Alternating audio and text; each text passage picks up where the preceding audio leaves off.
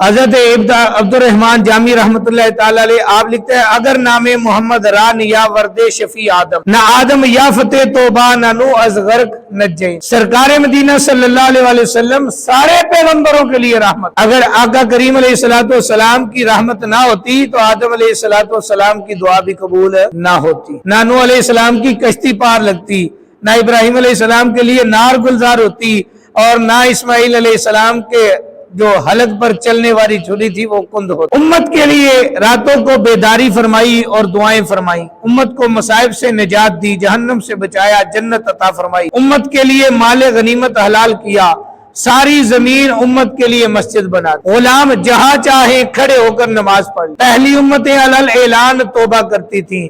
آقا کریم علیہ الصلوۃ والسلام نے اپنی امت کو فرمایا تم خفیہ توبہ کر لو, ندامت کے آنسو بہا دو, تمہاری توبہ قبول ہو جائے. حضور پر نور صلی اللہ علیہ وسلم اپنی امت کے ساتھ ماں سے بھی زیادہ محبت ہے. قبر میں جب ماں باپ بھائی اعز و اقارب سب اکیلا چھوڑ جائیں گے تو وہاں بھی حضور علیہ الصلوۃ والسلام تشریف لائیں اور غلاموں کو آغوش رحمت میں لے لیں گے.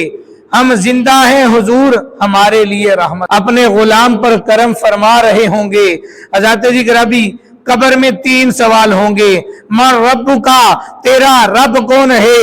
دوسرا سوال ہوگا ما دین کا, تیرا دین کیا ہے؟ تیسرا سوال آقا کریم علیہ الصلوۃ والسلام کی زیارت کرا کے کیا جائے گا وما کنت تقول فی حق ھذا الرجل, اس ہستی پاک کے متعلق تو کیا کہا. اللہ اکبر.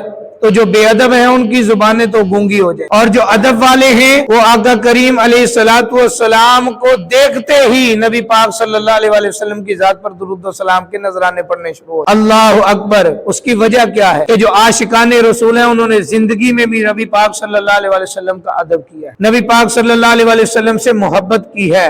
وہ زندگی میں آقا کریم علیہ الصلوۃ والسلام کی ذات پر درود پڑھتے ہیں, اور جو نبی پاک صلی اللہ علیہ وسلم پر درود پڑھتے ہیں جب آقا کریم علیہ الصلوۃ والسلام کی ذات بابرکت آپ کی شخصیت سامنے تشریف لائیں گی تو عاشق اٹھ کر کھڑا ہوگا اور ادب سے آقا کریم علیہ الصلوۃ والسلام کی بارگاہ میں نذرانے درود و سلام پیش کرے. اللہ اکبر. حضرات جی گرامی فرشتے جب پوچھیں گے کہ اس شخصیت کے بارے میں تو کیا کہا کرتا تھا تو فوراً عاشق بولے گا یہ تو میرے آقا حضرت محمد الرسول اللہ صلی اللہ علیہ وسلم. اعلی حضرت عظیم البرکت شاہ امام احمد رضا خان فاضل بریلوی رحمت اللہ تعالی علیہ فرماتے ہیں لحد میں عشق رخ شاہ کا داغ لے کے چلے, لحد میں عشق رخ شاہ کا داغ لے کے چلے, اندھیری رات سنی تھی چراغ لے. وہ موت حیات سے بہتر ہے جس میں آقا کریم علیہ الصلوۃ والسلام کی زیارت ہو. سرکار تشریف لائیں گے, قبر میں اندھیرا ختم ہو جائے گا, نور کی بارش شروع ہو جائے گی. قبر میں لہرائیں گے تا حشر چشمے نور, قبر میں لہرائیں گے تا حشر چشمے نور کے, جلوہ فرما ہوگی جب طلعت رسول اللہ. حضور علیہ الصلوۃ والسلام قبر میں ہمارے لیے رحمت ہیں, حضور حشر میں بھی ہمارے لیے رحمت ہے. میدان محشر میں آقا کریم علیہ الصلوۃ والسلام ہماری شفاعت فرمائیں گے. میدان قیامت میں جسے کوئی نہ پوچھے, میدان قیامت میں جسے کوئی نہ پوچھے اس کا خریدار ہمیں تو نظر آیا. بے ادبوں کی قبروں میں اندھیرا ہوگا اس لیے کہ حضور کے نور کو تو مانتے نہیں, پھر منور قبریں کیسے ہوں گی.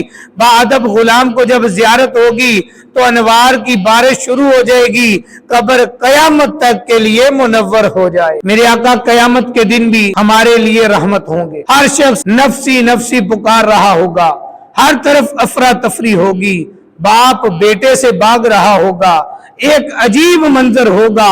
اس وقت رحمت کا نشان آمینہ کا لال ہوگا.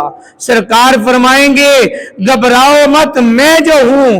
حضور صلی اللہ علیہ وسلم کی امت کی شفاعت فرمائیں گے. قبر میں سرکار تشریف لا کر ڈارس بندھائیں گے.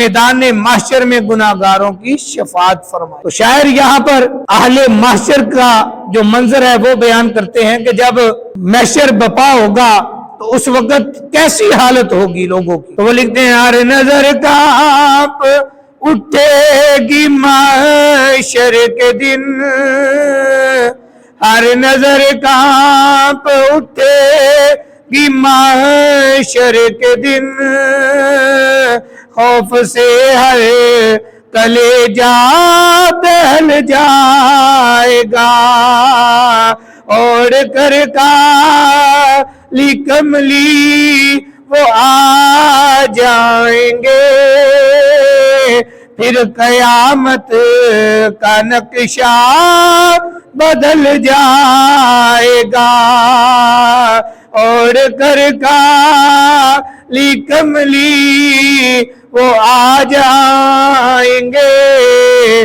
پھر قیامت کا نقشہ بدل جائے گا۔ میدان محشر کیسا منظر ہوگا کہ نفسی نفسی کا عالم ہوگا، ہر طرف ہر کسی کو اپنی اپنی پڑی ہوگی، اور اللہ کے خوف سے لوگوں کے کلیجے دہل رہے ہوں گے، ڈر رہے ہوں گے کہ اب ہمارے ساتھ پتہ نہیں کیا معاملہ ہوگا۔ آقا کریم علیہ السلام تشریف لائیں گے، امتیوں کے سینے ٹھنڈے ہو جائیں۔